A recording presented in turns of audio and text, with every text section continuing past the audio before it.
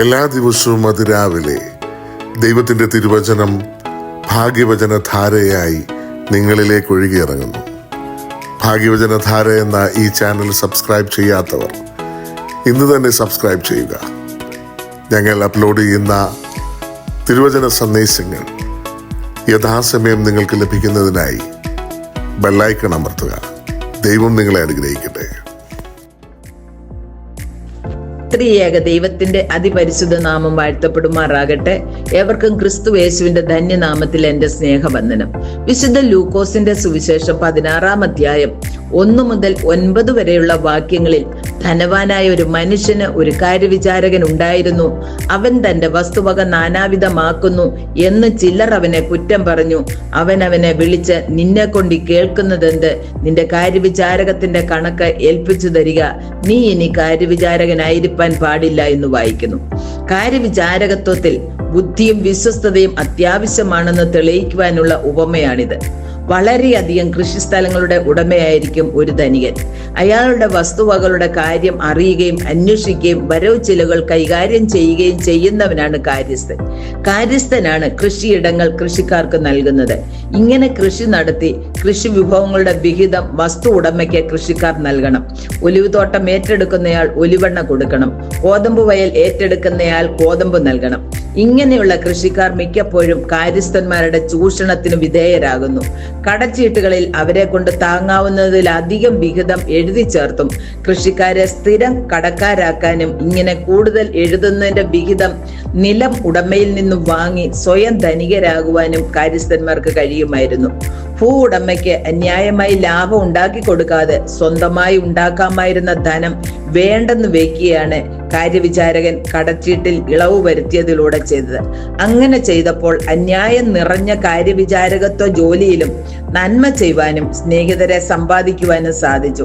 തനിക്കും മറ്റുള്ളവരുടെ ഇടയിൽ ഒരു സ്വീകരണം ലഭിക്കുവാൻ കാര്യവിചാരകൻ ബുദ്ധിയോടെ പ്രവർത്തിച്ചതായി വായിക്കുന്നു. 5-ാം വാക്യം, പിന്നെ അവൻ യജമാനന്റെ കടക്കാരെ വരുത്തി ഒന്നാമത്തവനോട്, നീ യജമാനന് എത്ര കടം പെട്ടിരിക്കുന്നു എന്ന് ചോദിച്ചു. 100 കുടം എണ്ണ എന്ന് അവൻ പറഞ്ഞു. നിന്റെ കൈച്ചീട്ട് വാങ്ങി 50 എന്ന് എഴുതുക എന്ന് പറഞ്ഞു. അതിന്റെ ശേഷം മറ്റൊരുത്തനോട്, നീ എത്ര കടം പെട്ടിരിക്കുന്നു എന്ന് ചോദിച്ചു. 100 പുറ ഗോതമ്പ് എന്ന് അവൻ പറഞ്ഞു. നീ കൈച്ചീട്ട് വാങ്ങി 80 എന്ന് എഴുതുക എന്ന് പറഞ്ഞതറിഞ്ഞ യജമാനൻ തന്റെ കാര്യവിചാരകന്റെ ബുദ്ധി വൈഭവത്തിൽ അവനെ പുകഴ്ത്തി. കാര്യസ്ഥൻ ഈ ലോകത്തിൽ സ്വീകരണം ലഭിക്കാൻ ബുദ്ധിപൂർവം പ്രവർത്തിച്ചതിനേക്കാൾ വെളിച്ചത്തിന്റെ മക്കളായ ക്രിസ്ത്യാനികൾ സ്വർഗരാജ്യത്തിനു വേണ്ടി എത്ര അധികമായി ബുദ്ധിയോടെ പ്രവർത്തിക്കണമെന്ന് യേശു ഇവിടെ ഓർമ്മപ്പെടുത്തുന്നു. 9-ാം വാക്യത്തിൽ, അനീതിയുള്ള മാമോനെ കൊണ്ട് സ്നേഹിതന്മാരെ ഉണ്ടാക്കിക്കൊള്ളുവീൻ എന്ന് വായിക്കുന്നു. എന്താണ് അനീതിയുള്ള മാമോൻ? മറ്റുള്ളവർക്ക് കൂടെ പങ്കുവെക്കാതെ കൂട്ടിവെക്കുന്നതെല്ലാം അനീതിയുള്ള മാമോനാണ്. ധനം സ്നേഹിതന്മാരെ സമ്പാദിക്കുവാൻ ഉതകണം. സമൂഹത്തിന് വേണ്ടാത്തവരൊക്കെ ദൈവത്തിന്റെ സ്നേഹിതന്മാരാണ്.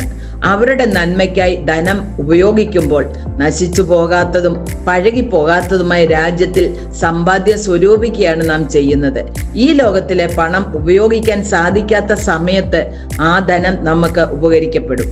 വിശുദ്ധ മത്തായി എഴുതിയ സുവിശേഷം 10-ാം അധ്യായം 42-ാം വാക്യത്തിൽ, ഈ ചെറിയവരിൽ ഒരുവന് ഒരു പാനപാത്രം വെള്ളം മാത്രം കുടിപ്പാൻ കൊടുക്കുന്നവന് പ്രതിഫലം കിട്ടാതെ പോകയില്ല എന്ന് സത്യമായിട്ട് നിങ്ങളോട് പറയുന്നു എന്ന് വായിക്കുന്നു. സ്വർഗരാജ്യത്തിലെ നിക്ഷേപവും സ്ഥാനവും തീരുമാനിക്കപ്പെടുന്നത് ഈ ലോകത്തിന്റെ നിക്ഷേപവും സ്ഥാനവും എങ്ങനെ വിനിയോഗിക്കുന്നു എന്നതിലൂടെയാണ്. അങ്ങനെ അല്പത്തിൽ വിശ്വസ്ത പുലർത്തിയാലേ അധികത്തിന് യോഗ്യനായി തീരുകയുള്ളൂ. ആ യോഗ്യത ലഭിക്കണമെങ്കിൽ ദൈവത്തിന് പരമമായ സ്ഥാനം കൊടുക്കണം. ഏതു മേഖലയിലാണെങ്കിലും ദൈവമാണ് എന്നെ ഇവിടെ ആക്കിയിരിക്കുന്നത് എന്നുള്ള ബോധ്യത്തോടെ ഏൽപ്പിച്ചിരിക്കുന്ന സ്ഥാനത്ത് വിശ്വസ്തയോടെ പ്രവർത്തിച്ച് നല്ലവനും വിശ്വസ്തനുമായ ദാസനെ നിന്നെ അധികത്തിന് വിചാരകനാക്കൂ എന്ന വാഗ്ദത്തം സ്വീകരിക്കുവാൻ നമുക്ക് ഓരോരുത്തർക്കും സംഗതിയാക്കട്ടെ എന്ന് പ്രാർത്ഥിച്ചുകൊണ്ട് എന്റെ വാക്കിൽ നിന്നും വിരമിക്കുന്നു. ദൈവം നമ്മെ അനുഗ്രഹിക്കട്ടെ.